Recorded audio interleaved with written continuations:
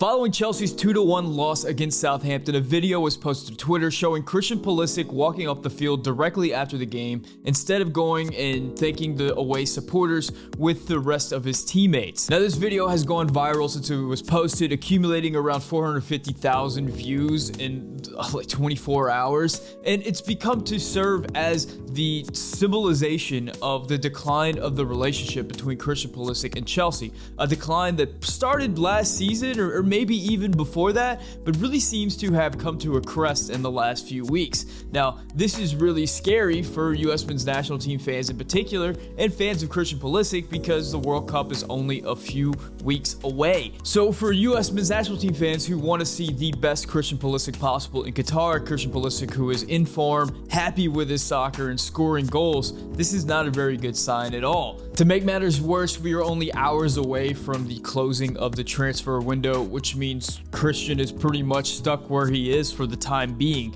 which only furthers, I think, the frustration on both sides in this entire equation. So how did we get here? I think there's been some events that really foreshadowed all of this happening, and we're going to go through this entire timeline on this episode of the Yank Report. What's up? My name is Sam. This is the Yank Report, a show about the U.S. men's national team. And this episode is going to be very Christian Pulisic centric. If you're into that, hit the subscribe button, hit the like button. Let's get into it. But before that, let's hear a word from today's sponsor. BetOnline is the fastest and easiest way to wager on all your favorite sports, contests, and events with first-to-market odds and lines. Find reviews and news for every league, including Major League Baseball, NFL, NBA, NHL, combat sports, esports, and even golf. BetOnline continues to be the top online resource for all of your sports information, from live in-game betting, props, and futures. Head to BetOnline today or use your mobile device to join today and make your first sports bet. Use our promo code BELIEVE50 to receive 50% welcome bonus on your first deposit. BetOnline, where the game starts. For a lot of people, I think the rumors of Christian Pulisic's discontent at Chelsea go back a long way. For a lot of people, they started with the arrival of head coach Thomas Tuchel. There was a lot of rumors that Christian and Thomas didn't get along in the Borussia Dortmund days, and a lot of fear that that would carry over once Tuchel arrived at Chelsea, and for a lot of people, it did. It seemed like Tuchel just never rated Pulisic, and he was always on the outside looking in whenever it came to Chelsea, always kind of getting pushed around in the lineup and kind of getting moved out to different positions that didn't really favor him.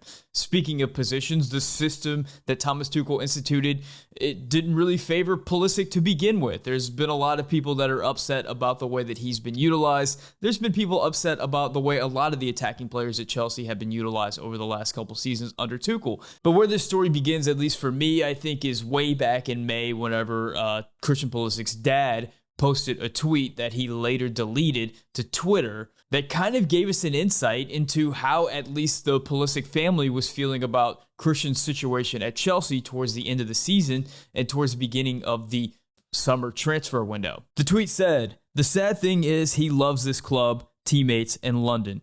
Puts his heart and soul into being a pro. Onwards and upwards, my boy. Big 6 months ahead." Now, this tweet made headlines around the soccer world for a number of reasons. I think, first of all, if you notice in the things that Mark Pulisic listed in this tweet, the coach was not one of them, which gave a lot of people who were already suspicious about the relationship between Tuchel and Pulisic more ammo in this discussion about whether or not Pulisic and Tuchel will actually get along. The other story, of course, points to a Christian Pulisic that is unhappy with his current situation, unhappy with his playing time, and a Pulisic that is looking for other options if his needs cannot be met with his current club. This tweet garnered so much attention, it was eventually brought to Thomas Tuchel's attention during a press conference, and he actually commented about it, saying that he didn't think it was a big deal. Now, following that tweet, there was word that Christian was going to meet with new Chelsea owner Todd Boehly and Thomas Tuchel to kind of discuss his future and what would happen over the summer transfer window. All the reports said that Christian Pulisic was looking for more playing time, and I think that those reports were vindicated with some statements that Pulisic gave a little bit later on. In June, Pulisic and Boehly actually get together for that meeting, and we get some quotes from Pulisic following that meeting about what was discussed. And Pulisic says, "As of right now, I'm just focused on what I'm doing here, and I'm super excited to be here, and yeah, that's it." A man of many words. Of course, I want to get more playing time. I want to be on the field as much as I can and be the sharpest I can be and be fit as well. So if there wasn't already enough smoke to the rumors about Christian Pulisic being discontent and wanting more playing time and considering moves elsewhere, I think that these comments definitely stoked that fire in a big way. If you notice, he's not overly effusive about his love for Chelsea and his desire to stay with the club, and he definitely talks about wanting more playing time and wanting to seek that out so that he can be fit for the national team.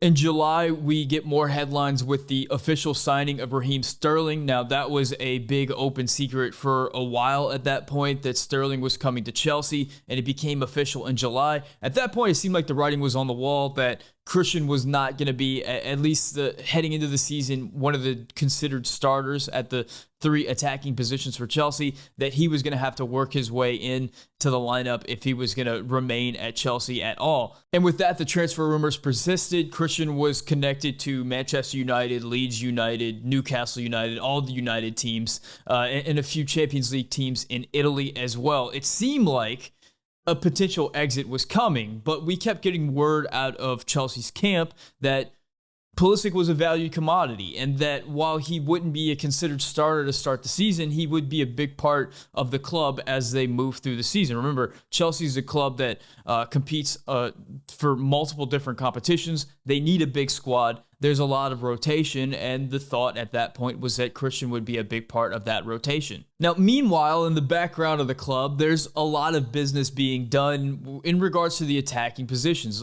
Lukaku, of course, got the loan out of Chelsea pretty early on in the transfer window. Timo Werner got his move out of Chelsea. There are strong rumors that Callum Hudson-Odoi is going to be moving out of Chelsea as well. And there's also strong rumors that Hakim Ziyech will be exiting the club as well. So it seems like a lot of players are getting the opportunity to leave the club, but Christian Pulisic would remain. Now, at that point, we didn't hear much about Christian Pulisic's position within the club and Chelsea's thoughts on Christian Pulisic, but at least I assumed that with word that all these other players were exiting the club, that meant that was an indication for us that Chelsea really valued Christian Pulisic and thought that he was going to be a big part of the club moving forward. At least that was what I was thinking heading into the season, considering all the news that had come down at that point. In August, the Premier League season starts, and to no one's surprise, Christian Pulisic's name is not on the starting sheet for the first game of the season. He's not on the second or the third or the fourth. Raheem Sterling, Mason Mount, and Kai Havertz, as expected, were the starting front three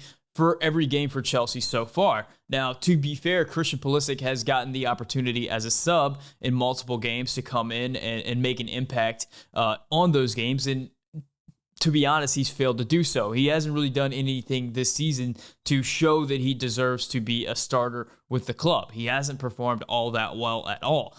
However, the big thinking for me, at least, and I think for a lot of people out there reading the tea leaves, is that once the midweek fixtures start, once the fixture congestion starts rolling in the Premier League, that Christian would be a bigger part of the club, that he'd start finding those starts, that he'd start being brought in to get more opportunity, to get minutes to show what he can do. Now, prior to the first midweek game of the season, we get a bit of a bombshell article on the entire Chelsea transfer saga with Christian Pulisic, and it comes to us from Paul Tenario of The Athletic. In the article, Tenario says that Chelsea has decided that they're going to hold on to Christian Pulisic for the time being, that they have blocked all the loan and transfer opportunities for Pulisic, and that Pulisic's going to remain with the club. In the article, it states that Pulisic is understood to be disappointed in the decision, especially in the light of recent reports that Chelsea will send Callum Hudson-Odoi to Bayern Leverkusen on loan. It says that Chelsea had interest from Manchester United, Newcastle, and a few other clubs, but Chelsea have blocked all those opportunities. In the article, it kind of points to Todd Boehly wanting to keep Christian Pulisic around, but not necessarily the player wanting to remain around, or not necessarily the coach wanting to remain around. So a bit of a sour taste in your mouth after reading that article. However, we still had the first midweek game of the season to look forward to against Southampton. And of course, Christian was going to be a big part of that game, right? Well, not quite. The starting lineup is revealed for that game, and Christian Pulisic's name is not on it. Once again, Havertz, Mount, and Sterling are the front three. Well, of course, Christian's going to be a rotation player and getting a lot of minutes off the bench. Not quite. Christian comes on late in the game as a right wing back instead of one of the front three attacking players. He has to be fair, a not very good game. He loses possession a few times, and you can see the tension building as the game is going on, not just for Pulisic, but it seems like a lot of players on Chelsea are frustrated with the way the team is set up at the current time. Following the game, that's when we get the infamous walk-off. That's when we get the video of a really dejected Christian Pulisic walking off the field instead of going and thanking the traveling Chelsea supporters after the game. Of course, Christian Pulisic is not just an ordinary player. He's not just any player out there for Chelsea. He's more of a symbol. He is the face of American soccer. And with that comes this enormous traveling circus that is the American soccer fan base. Remember, though soccer is not a super popular sport in America at this point, America still is one of the biggest countries in the world. We have, like 6 times the population of England or something like that. So even if a small percentage of American fans are invested in Christian Pulisic, that still represents a large number of people. And that's a large number of people that those English fans are going to come to resent over time, especially considering this player was brought in for a large sum of money and hasn't really performed up to the standard that you'd expect from a number 10 from Chelsea. I think that's fair. I think that we can all agree to that. But then there's the other side of the coin that says that Christian hasn't had a lot of opportunity under Tuchel to show what he can do. And furthermore, the system that Thomas Tuchel's playing with the front three that's like a false 9 with 2 other false 9 inside forward type guys is not really Christian's best position. A player that likes to be out wide and have the ball at his feet and be able to take players on. Playing under Tuchel, he's always a little bit pressed for space. He's always a little bit not quite here, not quite there. It's always been a little bit of a struggle to get the most out of Christian Pulisic at that club, which leads to the frustration where a deal can't be reached for the player who wants out and a coach that isn't really looking to use him. It doesn't really fit in his system for that player not to be given that opportunity to get out. And I think that's all led up to this moment where you have a very frustrated Christian Pulisic with the way that he's playing, with the amount of playing time that he's been given, with his options to get out of the club seemingly cut off by the administration at the club, and being dejected by a fan base that is not quite amused with this underperforming American star that comes with this massive fan base that's constantly talking about that player specifically and how he should be a bigger part of their club. All of this came to a head whenever Christian Pulisic walked off the field, and I think we can all understand why all parties involved are a little bit frustrated by all of this happening. So we've reached the present day, and I think the big question on everybody's minds is what happens next? What is the next step in this saga? If we believe the Athletic's reporting, and I see no reason why we shouldn't, it sounds like Chelsea have already closed the door on the transfer window and that Pulisic's not going to be getting his way out. However, there are a few hours remaining in the transfer window, and a deal can be struck, especially if Christian Pulisic is just no longer going to be a contributing member of that club, at least emotionally. If his heart is no longer in it, and we're going to get that kind of display from the player every time he walks off the field, is it even worth Chelsea holding on to him? Has he burned that bridge with the fan base and is just going to be persona non grata for the next few months? At that point, does Chelsea kind of have to figure out a way to get this kid out of their club and on a loan somewhere else until things cool down? I think that's the big question mark moving forward. Now, I think you have to point out that within a Premier League season, within any sports season, honestly, things change rapidly. And things change rapidly month to month. And by the time September rolls around, which is in a few days, in a few hours actually, we might be looking back on this situation and kind of laughing at the odd start to the season for Chelsea, who have found their form and started rolling and hit a hot streak. Remember, this is a Chelsea club that not too long ago won the UEFA Champions League on a real hot streak with this exact same coach and many of these same players. They have that kind of pedigree within them. And maybe Christian Pulisic gets his opportunity and becomes a part of that. And a month from now, we're all looking back on this and wondering why we were so upset. Things can change that quickly in the Premier League and in European soccer. However, I'll be honest, whenever I say I don't think that's what's going to happen, at least right now. It looks like the way that Pulisic walked off the field, the dejected look in his face, the way that he sort of carried himself, he does not look like a player who's very happy with his soccer right now, and he does not look like a player who's ready emotionally and mentally to give his best performance on the field. And I think that is just going to perpetuate him getting less and less opportunities, getting more and more frustrated, having more and more displays of his frustration, and becoming more and more of a villain within the fan base for Chelsea, which is just not a good recipe for anyone who's a fan of Christian Pulisic, and of course anyone who is a fan of the U.S. men's national team, that, you know, the World Cup is coming up in a few months, and that is the really scary situation of it all. And I think that emotional side is a really important thing to discuss whenever it comes to soccer. I think a lot of times we fans view these players as just soccer robots that go out on the field and perform with no thought to kind of the human side. And this is a human story. This is a human interest piece.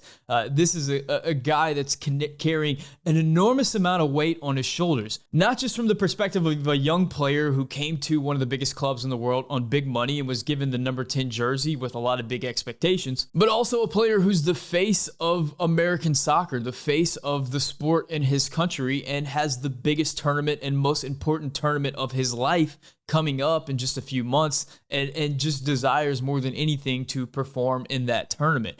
There's a lot of pressure on this situation right now, and for a player to not be feeling good about his situation, not be confident in his performances, it's just a scary situation all around, and it's something really important to be considered. Players need to be happy with where they're playing. They need to feel loved. They need to feel confident. They need to feel like they're wanted and valued and contributing. And I don't feel like Christian Pulisic feels that way right now, which is a really dangerous situation. Now, I will say that for months, I assumed by everything that we got from the reporting that Christian was valued by the club, that a lot of the things we were hearing on the outside was just hearsay. It often is whenever it comes to transfer sagas, and that once the midweek fixtures roll around, we would see a Christian Pulisic that's very involved and very much contributing within this Chelsea group. And maybe we'll still see that moving forward, but at the moment, it seems highly unlikely, at least after the display from the Southampton game. Now, there's this whole other storm brewing within the Chelsea universe about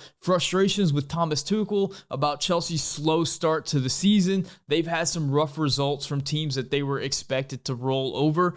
They certainly don't look like a club that's vying for top of the Premier League at the moment, and maybe even struggling for top four. They're not very high in the Premier League table right now, and you know it's a little bit of a sour situation right there. So there's a lot of questions about Thomas Tuchel's position in Chelsea, how long before he's asked to leave, and if a new coach comes in, will he bring in a new system, which will mean new opportunities for Christian Pulisic and just change everything right there. That's also floating out in this other section of the Chelsea world right now that I think is important to the story, but from an American's perspective, we're really just worried about Christian Pulisic right now in this moment. So what do you think happens next? Do you want to see Christian Pulisic get out of Chelsea? But what if he's not allowed to get out of Chelsea? What then? What is the best case scenario? Do you think that Thomas Tuchel is on his way out? How do you feel about Christian being a lightning rod for the Chelsea fans and really getting a lot of abuse from the fan base over there, maybe becoming a scapegoat for some of the struggles of this Chelsea attack, even though he hasn't really been involved in the Chelsea attack, at least to start the season? It is a juicy story. It's a really interesting story with probably our most interesting player in the U.S. men's national team world at the moment. So let me know what you think in the comment section. Thank you guys so much for watching. If you want this video in podcast form, you can find it on the Yank Report podcast, anywhere podcasts are found. Si puede hablar español, dígame un comentario en español. If you enjoyed this video, I'd appreciate if you hit that subscribe button, hit the like button. We're going to have a lot of soccer content on the road to the World Cup, and of course a lot of coverage during the World Cup. If you really want to support the channel, you can become a member. Shout out to my tier 2 members: Manuel Oliveres, Mike Irish, Matt Doyle, Chris Matassa, Matthew Hanna, Michael Baker, and Dan McVeigh. Guys, thank you so much for watching. My name is Sam, and this is the Yank Report, brought to you by Bet Online.